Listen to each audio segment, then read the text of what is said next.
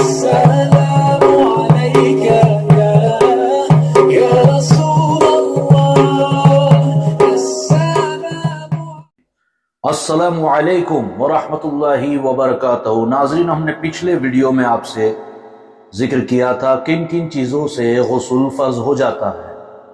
اب آئے غسل کے کچھ مسائل پر نظر ڈالتے ہیں اور اس کے بعد غسل کا طریقہ بھی میں بیان کروں گا۔ غسل میں 3 چیزیں فرض ہیں۔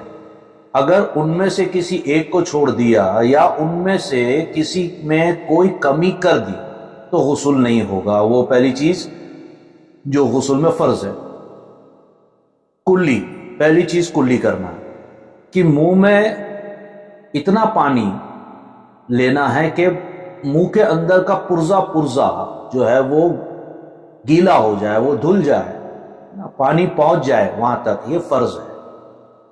یعنی ہونٹ سے حلق کی جڑ تک، پورے تالو دانتوں کی جڑ تک، زبان کے نیچے، زبان کے کروٹیں، غرض منہ کے اندر پرزے کے ذرے ذرے میں پانی پہنچ کر بہایا جائے۔ ہم کبھی کبھی تھوڑا سا پانی لیتے ہیں اور کلی کر لیتے ہیں، ایسا نہیں۔ پانی زیادہ لے، منہ میں پانی بھرے اور خوب اس کو گھمائے تاکہ وہ اچھی طریقے سے صاف ہو سکے۔ آگے، اکثر لوگ یہ جانتے ہیں کہ تھوڑا سا پانی منہ میں ڈال کر اگل دینے کا نام کلی ہے۔ میں نے یہی آپ کو ذکر کیا کہ پورا منہ بھر کر کے پانی لیا جائے۔ یاد رکھو کہ غسل میں اس طرح کی کلی کر لینے سے غسل نہیں ہوگا۔ تھوڑا تھوڑا پانی لے کے ہم کلی کر لیتے ہیں، اس میں غسل نہیں ہوگا، بلکہ غسل میں فرض ہے کہ بھر بھر منہ پانی لے کر خوب زیادہ منہ کو حرکت دے تاکہ منہ کے اندر ہر حصے میں پانی پہنچ کر بہہ جائے۔ اگر روزے دار نہ ہو تو غسل کی کلی میں گرگرا بھی کر لیں۔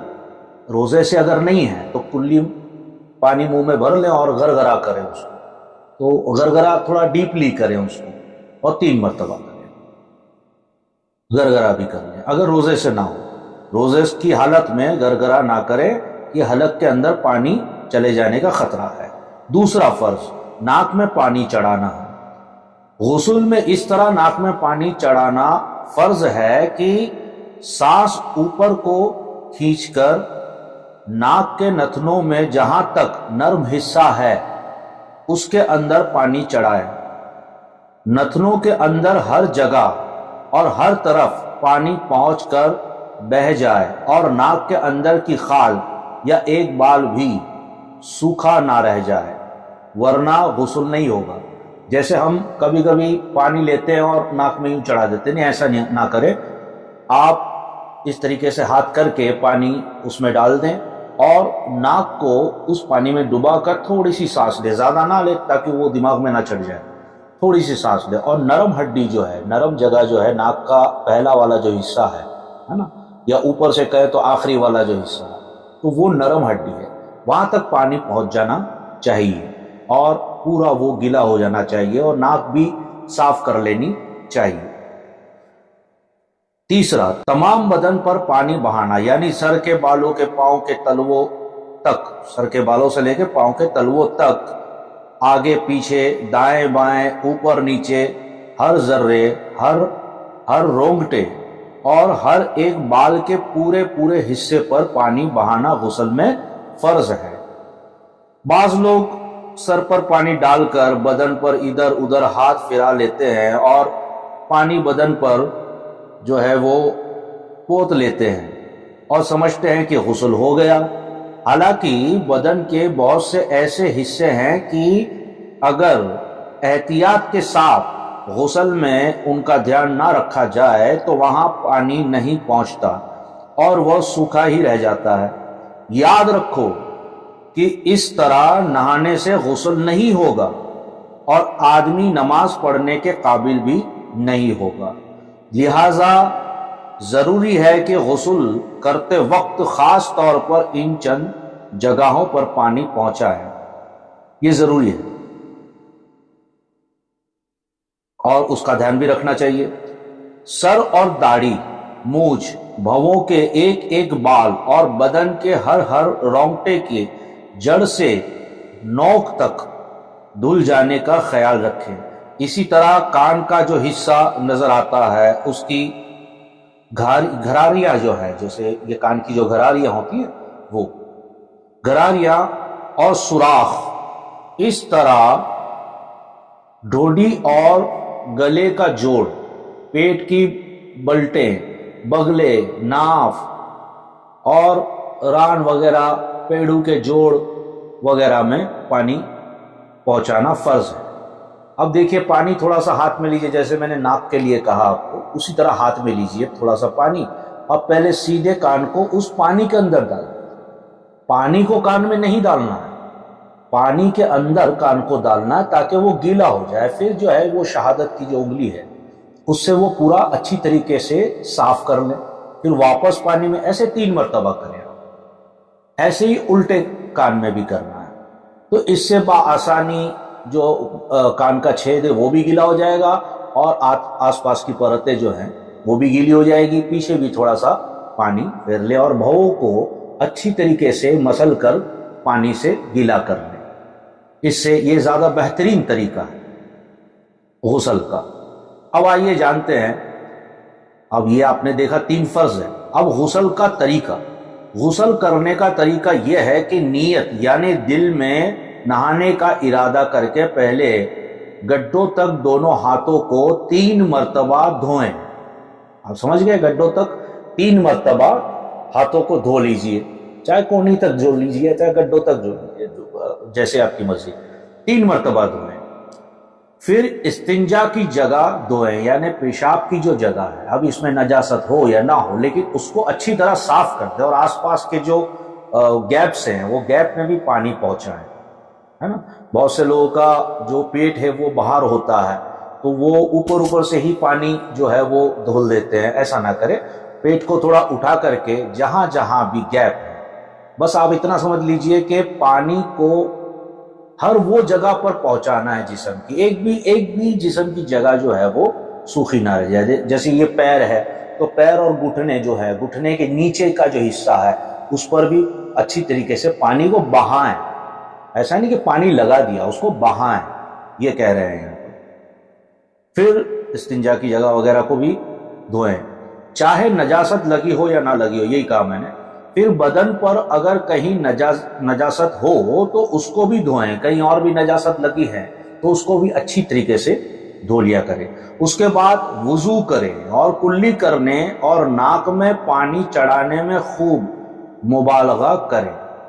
وضو سے مراد ہے کہ پوری وضو کرے تب بھی چلے گا، ورنہ کم از کم جو ہے کہ جیسے ہم نے کلی کی ہے یا غرارہ کیا ہے، پھر جو ہے کہ ناک میں پانی چڑھانا ہے، تو وہ کس طرح کریں گے ہم لوگ؟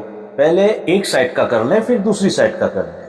پہلے ایک سائڈ 3 مرتبہ پانی چڑھائیں اور الٹے ہاتھ کی آخری انگلی سے اس کو صاف کریں، پھر واپس 3 مرتبہ پانی چڑھائیں۔ ایسے الٹے جگہ پر بھی کرنا ہے، دونوں جگہ پر کرنا ہے۔ پھر ہاتھ میں پانی لے کر سارے بدن پر ہاتھ پھرا کر بدن کو ملیں، جیسا تیل مالش وغیرہ کرتے ہیں ویسا پانی کو یا ہاتھ میں لے لے یا بدن پہ ڈال کے وہ اس طرح ملے تاکہ ہر ایک ذرے میں پانی پہنچ جائے۔ یہ خاص دھیان رکھیے گا، ورنہ یہ جو ہے غسل آپ کا جو ہے وہ مکمل نہیں ہوگا۔ پھر ہاتھ میں پانی لے کر جو ہے وہ خاص طور سے جاڑوں میں یعنی ٹھنڈی کے روز میں، اس میں کیا ہوتا ہے نا کہ سوکھا پن ہو جاتا ہے، یہ جاڑوں کا یہ مطلب ہے، خاص طور سے جاڑوں میں، تاکہ کہیں بدن کا کوئی حصہ پانی بہنے سے نہ رہ جائے، ہے نا۔ ٹھنڈی میں کیا ہم تھوڑا جلدی کرتے ہیں، ٹھنڈ بھی لگتی ہے، سستی بھی آتی ہے، تو ایسے حالات میں جو ہے وہ خاص دھیان رکھیں۔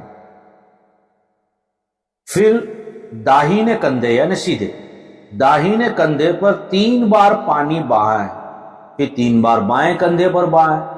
تو اس طرح بہائیں کہ کان کے نیچے سے پانی کا جو برتن لوٹا وغیرہ اس کو پورا بھر کر کے ایسی بہائیں تاکہ آدھا فرنٹ سائڈ پہ جائے، آدھا پیچھے جائے۔ ایسا ہی 3 بار اور ایسے ہی 3 بار الٹے ہاتھ میں بھی، الٹے کاندھے کے اوپر سے بھی ہمیں یہ کرنا ہے، اور دائیں اور الٹے۔ پھر سر پر اور پورے بدن پر 3 مرتبہ پانی بہائیں اور تمام بدن کو، ہر حصے کو خوب مل مل کر دھوئیں، اور اچھی طرح دھیان رکھیں کہ کہیں ذرہ برابر بھی بدن کی کھال یا کوئی رونگٹا اور بال پانی بہنے سے نہ رہ جائے، یہ خاص دھیان رکھیں۔ اب چاہے آپ 3 مرتبہ ڈالیں پانی، 10 مرتبہ ڈالیں، ہمیں یہاں مین موٹو یہ ہے سمجھانے کا کہ جسم کے سر کے بال سے لے کر پیر کے انگوٹھے تک کہیں بھی کوئی بھی چیز سوکھی نہ رہ جائے، اس کا خاص دھیان رکھیں، ورنہ غسل نہیں ہوگا۔ یہ آپ ذرا غور و فکر سے دھیان میں رکھیں، چاہیے تو اس ویڈیو کو بار بار دیکھیں آپ، یہ بہت ضروری مسئلہ ہے۔ اب ضروری تنبیہ، بہت لوگ ایسا کرتے ہیں کہ نجیس تہبند باندھ کر غسل کرتے ہیں اور یہ خیال کرتے ہیں کہ نہانے میں ناپاک تہبند اور بدن سب پاک ہو جائے گا، حالانکہ ایسا نہیں ہے، بلکہ پانی ڈال کر تہبند اور بدن پر ہاتھ پھرانے سے تہبند کی نجاست اور زیادہ پھیلتی ہے اور سارے بدن بلکہ نہانے کے برتن تک کو نجیس کر دیتی ہے۔ اس لیے نہانے میں لازم ہے کہ پہلے بدن کو اور اس کپڑے کو جس کو پہن کر آپ نہاتے ہیں دھو کر پاک کر لیں، ورنہ غسل تو کیا ہوگا، اس ہاتھ سے بھی مطلب کئی چیزیں جو ہیں وہ گندی ہو جائیں گی، بہت سی چیزیں گندی ہو جائیں گی، ناپاک ہو جائیں گی، اور کئی چیزیں جو ہے وہ ہاتھ سے جن چیزوں کو آپ نے چھوا ہے وہ بھی ناپاک ہو جائیں گی، یہی کہہ رہے ہیں، اور سارا بدن اور تہبند بھی ناپاک ہی رہ جائے گا۔ جیسے کہ ہم نے لنگی پہنی ہے تہبند ہے نا، یا کچھ اور کپڑا پہنا ہے، ہم کبھی کبھی سوچتے ہیں کہ یہ تو ناپاک ہے، مگر کیا ہو گیا، نہاتے وقت تو یہ بھی تو پاک ہو جائے گا نا، پانی تو اس پر بھی تو بہے گا تو یہ پاک ہو جائے گا۔ تو یہ جہالت والا خیال ہے، ایسا نہ کریں۔ اگر آپ تہبند یا کوئی کپڑا پہن کے نہاتے ہیں تو اس کپڑے کو بھی اگر وہ ناپاک ہے یا نجاست لگی ہے تو صاف کریں، اس کو پاک کریں پھر پہنیں، ورنہ غسل نہیں ہوگا۔ غسل میں سر کے بال گوندے ہوئے نہ ہوں تو ہر بال پر جڑ سے نوک تک پانی بہانا ضروری ہے۔ گوندے ہوئے بال یعنی خاص کر کے یہ خواتین کے لیے ہیں، عورتوں کے لیے ہیں، چوٹی باندھتے ہیں یا ایسا کچھ کرتے ہیں، وہ جو گوندے ہوئے بال ہوتے ہیں مضبوط ہوتے ہیں، ہے نا، تو جڑ سے نوک تک پانی بہانا ضروری ہے، آگے آئے گا۔ اور گوندے ہوئے ہوں تو مرد پر فرض ہے کہ ان کو کھول کر جڑ سے نوک تک ہر بال پر پانی بہائیں، اور عورت پر صرف بال کی جڑوں کو تر کر لینا ضروری ہے، گوندے ہوئے بالوں کو کھولنا ضروری نہیں۔ ہاں اگر چوٹی اتنی سخت بندھی ہوئی ہے کہ بغیر کھولے جڑوں تک نہ جائے گا پانی تو چوٹی کو کھولنا ضروری ہے۔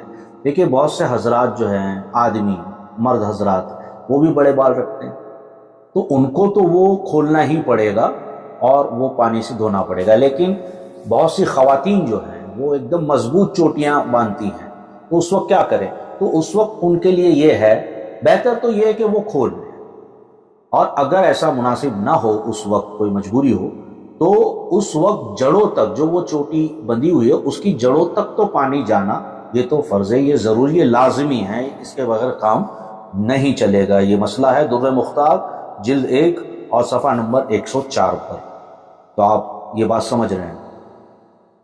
غسل میں کانوں کی بالیوں اور ناک کی کیل سے سوراخوں میں بالیاں اور کیل کی پھرا کر پانی پہنچانا ضروری ہے۔ یعنی کان کی بالیاں اگر عورتوں نے پہنی ہیں تو کیا کریں کہ پانی ڈالیں، پھر تھوڑا گھمائیں، اگر نکل سکتی ہے تو بہت بہتر ہے۔ مدعا یہ ہے کہ جو وہ چھید ہے جس میں وہ بالی ہے، وہ چھید کے اندر بھی پانی جانا چاہیے، اگر وہ چھید بھی سوکھا رہ گیا تو آپ کا فرض غسل ادا نہیں ہوگا، آپ پاک نہیں ہوں گے۔ یا جیسے کیا کہتے ہیں اس کو، نتنی کہتے ہیں شاید، جو ناک میں پہنتے ہیں، اس کو نکال لیں، اور اگر پاسبل نہ ہو تو اس کو گھماتے جائیں اور پانی ڈالتے جائیں، گھماتے جائیں، پانی ڈالتے جائیں، اسی طرح یہاں کان میں بھی کرنا ضروری ہے. اگر ایسا نہیں کرو گے تو غسل فرض نہیں ہوگا. اس پہ خصوصاً آپ دھیان دیں. اور بعض بزرگان دین نے کہا ہے کہ غسل کر لینے کے بعد ہم جو ہے وہ تویلے وغیرہ سے پوچھ لیتے ہیں, تو نبی کریم صلی اللہ علیہ وسلم نے فرمایا کہ غسل کے بعد پوری طریقے سے بدن کو نہ پوچھا جائے, تھوڑی تری رہنی چاہیے. جیسے کہ وضو میں بھی آپ نے فرمایا ہے کہ وضو کرتے وقت تھوڑی تری رکھو, کیونکہ یہ تری تمہیں جہنم سے محفوظ رکھے گی, ہے نا. یہ اتنا بڑا ثواب ہے کہ جہنم سے دور رکھے گی. تو ان سب چیزوں پر ہمیں عمل کرنا بہت ضروری ہے. آپ نے دیکھا پچھلے ویڈیو میں ہم نے غسل کن پہ فرض ہوتا ہے وہ بتا دیا, اور آج کے ویڈیو میں غسل کے مسائل جو ہم نے 3 فرض ہے وہ بتائیں, اور غسل کا طریقہ جس طریقے سے جو ہے مین چیزیں جو ہیں وہ ہم نے بتا دی. آپ خوب رٹ لیں اس کو. یہ ایک بار یا 2 بار ویڈیو دیکھنے سے نہیں ہوگا, آپ اس کو رٹیں. اور دوسرا یہ کہ رٹنے کے بعد شروع میں جتنا بھی ہو سکتا ہے آپ اس پر عمل کریں. دیکھیے غسل میں تو جیسے ہم نے کہا کہ بھئی کلی کرنا, غرارہ کرنا, ناک میں پانی چڑھانا, مسح کرنا, ہے نا. اور جیسے یہ انگلیاں جو ہیں اس کو اچھی طریقے سے دھونا, ویسے ہی پیر کی انگلی جو ہے وہ تو وضو میں اور غسل میں دونوں میں ہے. پہلا تو دیکھیے آپ جو ہے وہ ہاتھ دھو لیتے ہیں, اور دوسرا جو ہے کہ ناک میں پانی جیسے میں نے کہا آپ نے چڑھا دیا, اور تیسرا جو میں نے مسح کا کہا وہ آپ نے کر لیا.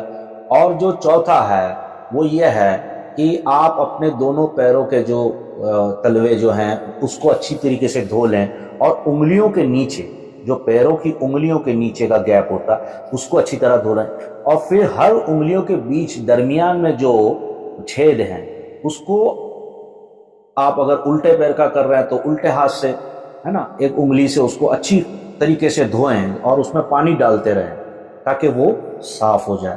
مقصد یہ ہے کہ جسم کا ایک بھی حصہ گیلا نہیں رہنا چاہیے. اور میں کہہ رہا تھا کہ بزرگان دین سے یہ قول بھی ہے کہ غسل کر لینے کے بعد آپ ایک مرتبہ انا انزلناہ فی لیلۃ القدر یہ سورہ ضرور پڑھ لیں. اللہ تبارک و تعالی ہمیں صحت کلی سے نوازے گا.